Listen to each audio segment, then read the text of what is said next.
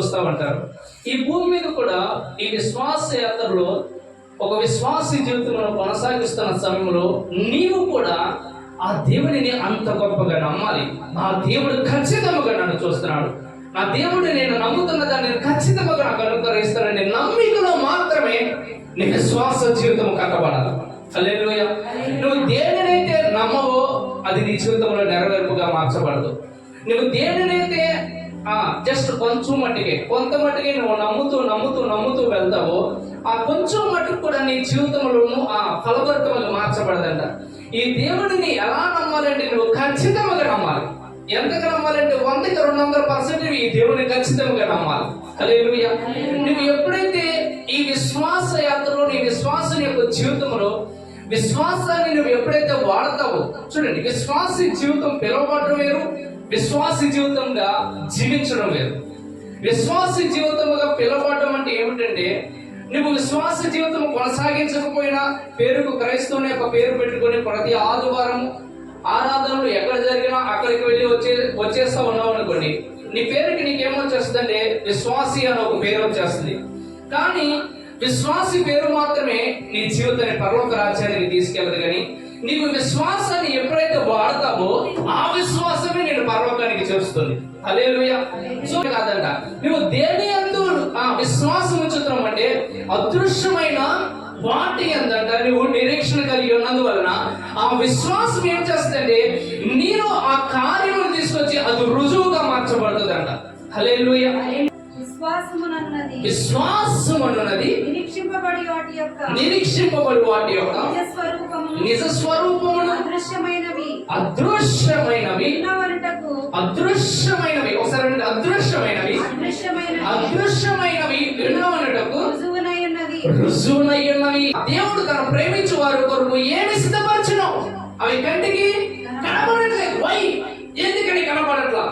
ఎందుకని కనబడట్లేదంటే మనుషుడు దృశ్యమైన వాటిని చూడడంలో బిజీగా ఉన్నాడు. మనుషుడు చాలా బిజీగా ఉన్నాడు.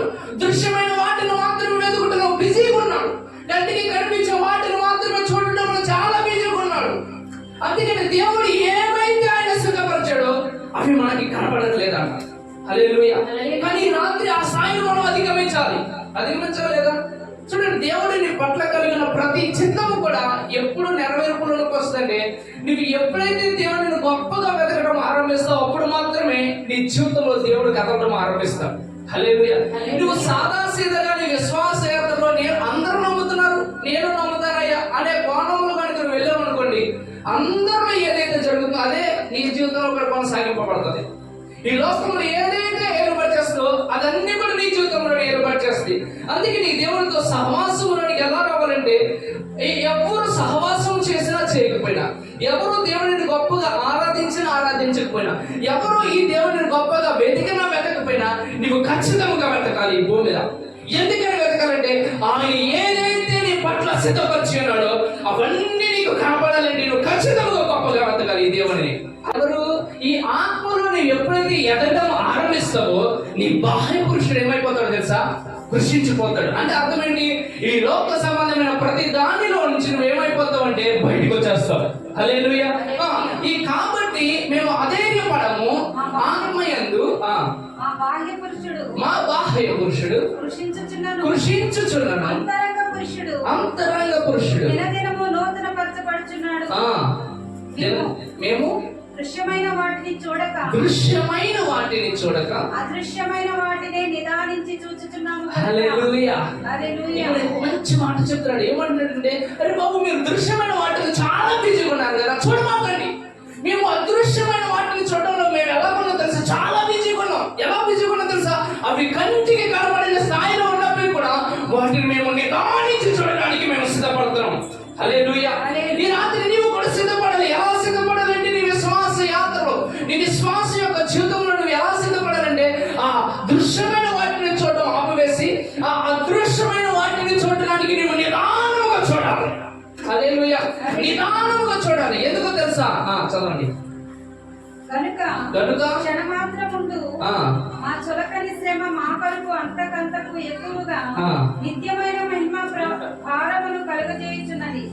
ఏలయనగా దృశ్యమైనవి అనిత్యములు, ఆ. అదృశ్యమైనవి నిత్యములు. హల్లెలూయా.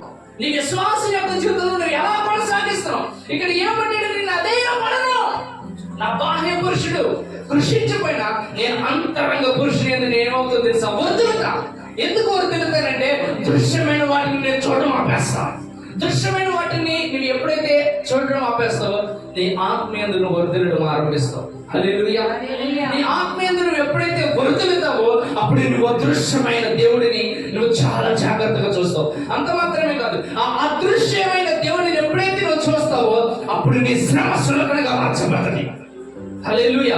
నీ శ్రమ ఈ రాత్రి చులకనగా మార్చబడును గాక. నీ జీవితంలో ఎలాంటి శ్రమైనా, ఎంత ఘోరమైన శ్రమైనను కూడా ఈ రాత్రి అదృశ్యుడైన ఆ దేవుడిని నువ్వు ఆధారం చేసుకుని ఈ ప్రాంతంలో నిలబడి ఉన్నందువలన ఆ దేవుడు నీతో మాట్లాడే మాట ఏమిటో తెలుసా?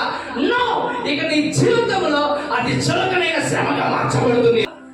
దృశ్యమైన వాటిని నువ్వు ఏం చేయాలంటే ఈ రాత్రి చూడడం ఆపివేయాలి. కంటికి కనిపించే వాటిని నువ్వు చూడడం ఆపివేయాలి. హల్లెలూయా. నువ్వు ఎప్పుడైతే కంటికి కనిపించిన వాటిని చూడడం ఆపివేస్తావో నీలో అవిశ్వాసం వచ్చేస్తుంది. దేని ఎందుకు తెలుసా? ఈ కంటికి కనిపించిన వాటి విషయంలో నీకు అవిశ్వాసం వస్తుంది. అంటే అర్థమేంటి? ఈ కంటికి కనిపించే రోగం విషయంలో నీకు అవిశ్వాసం వస్తుందో ఇక అనారోగ్యం అధిగమించే అవకాశం లేదు. అవిశ్వాసం రావాలి. మనకి ఏ విషయంలో రావాలి? కంటికి కనిపించే వాటి విషయంలో మనకి అవిశ్వాసం రావాలి. ఏమీ మనకి చేయజాలదు. ఎందుకో తెలుసా? సజీవుడైన దేవుడు నాలోనే ఉన్నాడు. నాలో ఉన్నవాడు లోకంలో ఉన్నవాడి కంటే గొప్పవాడు. ఆయన అధిగమించిన నేను చేయగలిగినదో